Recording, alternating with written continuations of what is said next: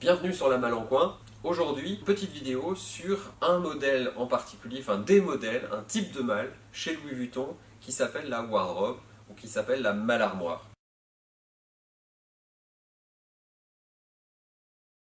Alors la malle armoire, Vuitton n'en est pas l'inventeur, Vuitton n'en a pas l'exclusivité. C'est pas comme une malle Stokowski qui a été fait pour un musicien à une date précise par Louis Vuitton pour ce client-là. La wardrobe, c'est un terme générique, c'est vraiment l'armoire. Et c'est une malle qui a été inventée ou brevetée vers 1850 par d'autres maltiers. C'était pas Vuitton à l'époque. À l'époque, la mode des robes crinoline à crinoline, qui sont des robes qui vraiment prennent énormément de place, va plomber un peu l'invention. Et ce n'est que vers 1885-1890 qu'un maltier, principalement innovation, va développer le plus possible les wardrobes et va vraiment proposer un vrai catalogue de wardrobes aux États-Unis. Et les premières wardrobes ne sont pas plates comme ça, mais ont un dessus légèrement cintré, légèrement bombé, et on pense que l'explication de ce bombage, en dehors du côté esthétique, était due au fait que comme la wardrobe est un objet très lourd, une malle comme ça pèse à peu près entre 45 et 50 kg à vide, donc pleine ça pouvait atteindre des sommets.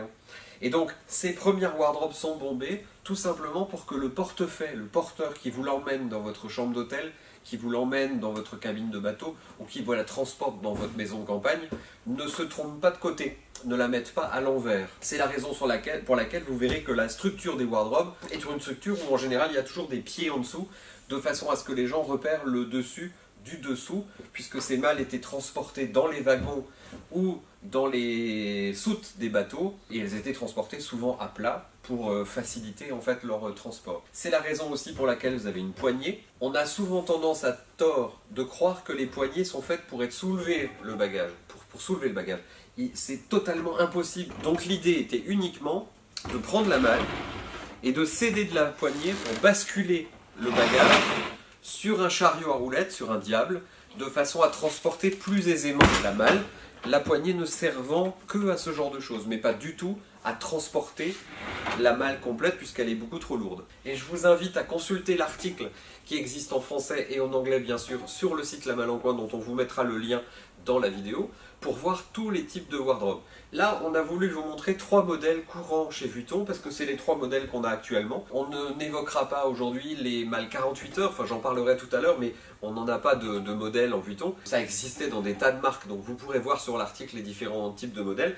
Ici, j'ai voulu vous montrer 2 grandes différences entre la malle wardrobe en 65, c'est-à-dire le plus grand modèle, et la malle en 55, qui est le plus petit modèle. Cette malle-là, par exemple, a existé dans cette profondeur-là, on appelle ça la profondeur 65, ou dans cette profondeur-ci, qui est en 55.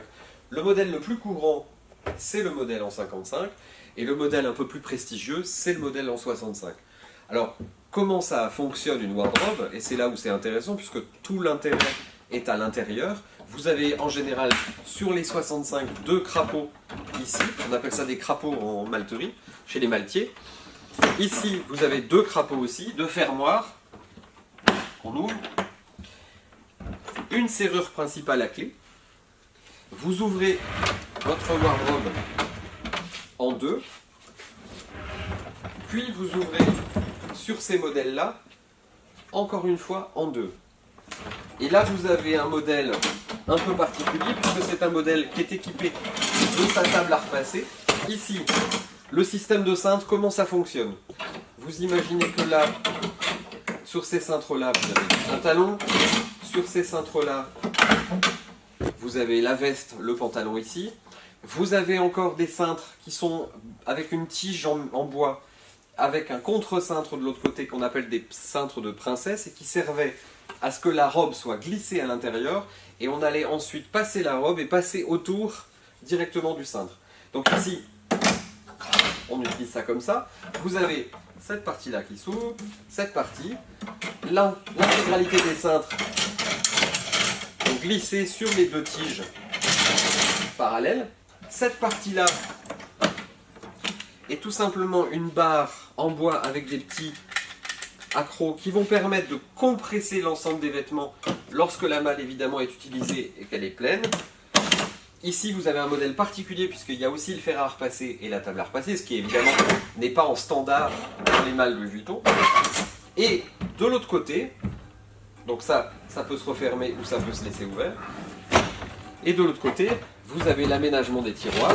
Alors ici un modèle encore une fois un peu particulier où vous aviez une serrure sur le tiroir, un système de blocage à l'intérieur qui fait que tant que le tiroir du haut n'est pas ouvert, ces tiroirs ne s'ouvrent pas. Là, ils s'ouvrent parfaitement bien. On voit qu'à l'intérieur des tiroirs, il y a toujours un tissu d'emballage qui permet de protéger. Et lorsque je mets le tiroir en haut et que je le pousse à fond, tous ces tiroirs-là sont bloqués. Et lorsque je débloque, tous ces tiroirs-là sont débloqués. Ça permettait tout simplement de n'avoir qu'une clé, de fermer l'ensemble de tous les tiroirs. Ça, c'est une invention américaine qu'on trouve souvent sur les malles Hartmann et que Vuitton a repris quelques années plus tard. En 55, mais cette fois-ci en double penderie.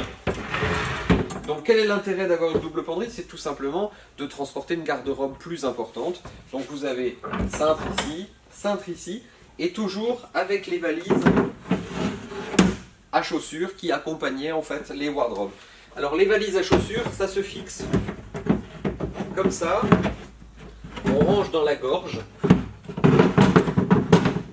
et quand on voulait cirer ses chaussures, on pouvait éventuellement céder et poser ses chaussures et cirer ses chaussures directement, ou tout simplement transporter ses chaussures. Et puis ici, un modèle très particulier, donc qui s'ouvre. C'est une malle en 65. Vous voyez qu'il y a différents types de finitions sur les wardrobes. Là, vous avez de l'acier, sur l'autre, c'était du laiton. Mais la particularité de celle-ci montrait qu'on pouvait être astucieux à l'époque. Vous avez donc une wardrobe classique qui s'ouvre ici. Vous avez vos cintres. Ça, c'est tout à fait courant. C'est une wardrobe normale. La particularité de ce modèle, ce qui est assez rare, vous avez, chaque tiroir est numéroté, je n'avais jamais vu. Mais ce qui est amusant, c'est pas ça. C'est que quand vous prenez le tiroir ici et que vous ouvrez, de l'autre côté, vous avez des tiroirs secrets qui sont intégrés dans le tiroir, hop, avec une petite fermeture et qui permettent de ranger des papiers, des choses comme ça.